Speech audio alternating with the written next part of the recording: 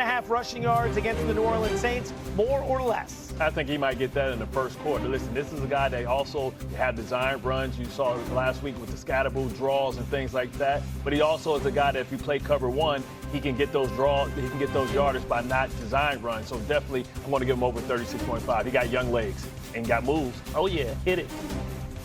Dart's got something special going on right now, and it's not just his mobility, it's the energy he brings to this offense. But he lost a huge part of that offense with Malik Neighbors going down with an injury. The question is, who can step up? And you're not going to be Malik Neighbors. Who can step up and sort of fill that role? We've seen so many guys say next man up. Someone at the Giants needs to become that guy. Let's keep cooking. Harry, Cam Ward, more or less than half a touchdown pass against the Arizona Cardinals. I'm going more. Let there be light. I know that's what Cam Ward is saying right now at home in his mirror in the restroom, but this is a quarterback who's been sacked more than anybody in the National Football League, 17 times. I think this weekend against the Arizona Cardinals, Cam Ward is going to be able to throw a passing touchdown, may even have two to be exact. Well, listen, I think it's time. You know, even a squirrel. What's this analogy? Yeah. No, all good. But listen, this young man said that they aren't really good. I think they rally around him. They find a way to get him some productivity, and I think guys step up for their young quarterback. Let's go across the ocean. Bart, final one, more or less. Dillon Gabriel, 176.5 passing yards. I'm going to go under slightly. I think, listen, the good thing about when you have no tape is defenses don't know how to prepare for you, don't know what the offense is going to look like. But that's a lot to ask of a young quarterback. I think he goes less. Can we not lean on Cam Schlittler from last night and know that these rookies can do amazing things in their big spots? I believe Dillon Gabriel's going to be okay. I'm inspired by all these rookie quarterbacks. I think Dillon Gabriel's going to do just fine. One plays for the Yankees, one plays for the Browns. Fair enough. Here's the recap. A couple overs and under when it comes to Dillon Gabriel. If you like these plays, we parlayed them together at ESPN Sportsbook app. Look for the more or less featured parlay on the homepage and in the parlay lounge. Let's drill down on this matchup, Minnesota and Cleveland. Harry Douglas, Dillon Gabriel.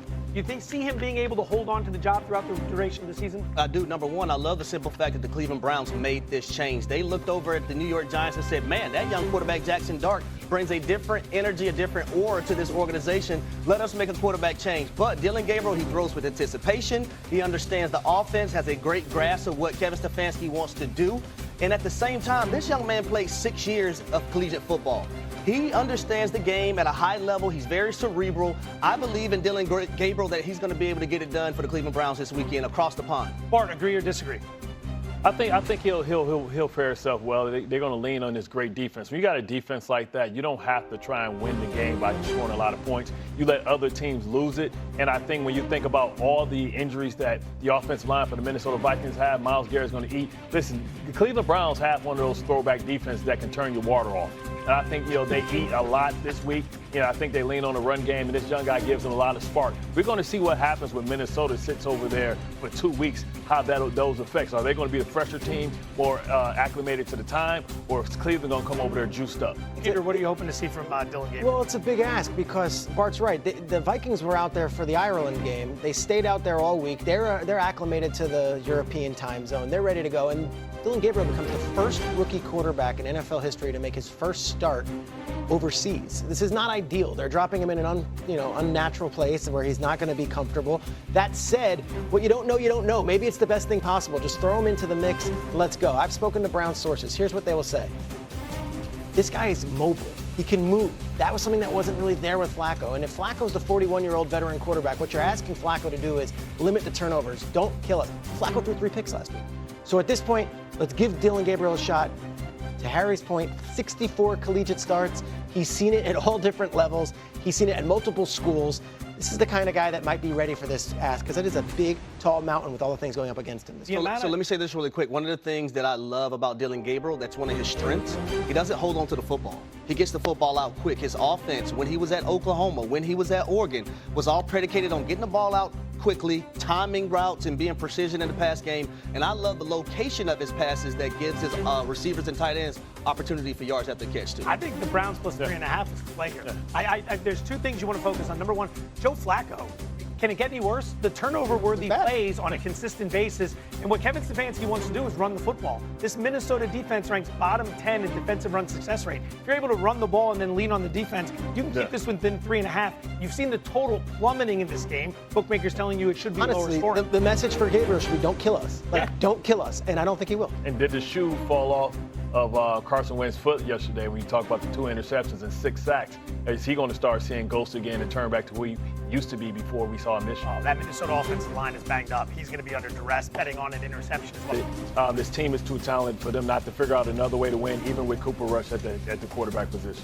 Take a look at the hill the Ravens could be looking to climb. Since the 1970 merger, only 4% of teams who start out 1-4 or worse end up making the playoffs. But if Shedeur is saying he could miss the following week against the Rams, then starting out 1-5 could be the nail in the coffin. Only 1.5% of teams to start 1-5 or worse end up making the playoffs. Just 4 have done it since the merger. Harry, Ravens, are they toast without Lamar Jackson against the Texans? I believe they are. And Bart, you said this is the Baltimore Ravens. No, this is not. The Baltimore Ravens that we've seen within the first 4 games of the season, this is not the Baltimore Ravens that we are accustomed to seeing. We understand that culture meant something. That culture and that DNA is no longer on their side, in my opinion. Their defense is just about the bottom half of every statistical category that you want to bring up. But at the same time, Lamar Jackson accounts for a majority of their offense. Running the football, passing the football, it's the unscripted plays that he has the ability to be elusive and create for his other guys amongst his offense. But I'm looking also at the team that they're going against. They're going against the Houston Texans, who are in a desperation situation as well. That defense with Will Anderson Jr., and then you have Danielle Hunter, and then you got Derek Stingley Jr. in the secondary. I don't think this is going to fare up well for the Baltimore Ravens this weekend. Peter, they're sitting 1-3. Is this a must-win game for the Ravens? No. And I know we're in such a knee-jerk, society now where every game is the end of the world. They could lose this game and the Rams game, and I don't think they're in that much of a trouble. Look at the final 8 games on their roster. Browns, Jets, Bengals, Steelers, always going to be a tough match. Bengals again, Patriots, Packers, Steelers. I don't see this as a murderer's row to end the season. If Lamar can get back there, I don't care if they have 1, 2, 3 wins. It's still going to be the Ravens in the end in January that we're talking about, giving everyone heck in the AFC North. I look at that division.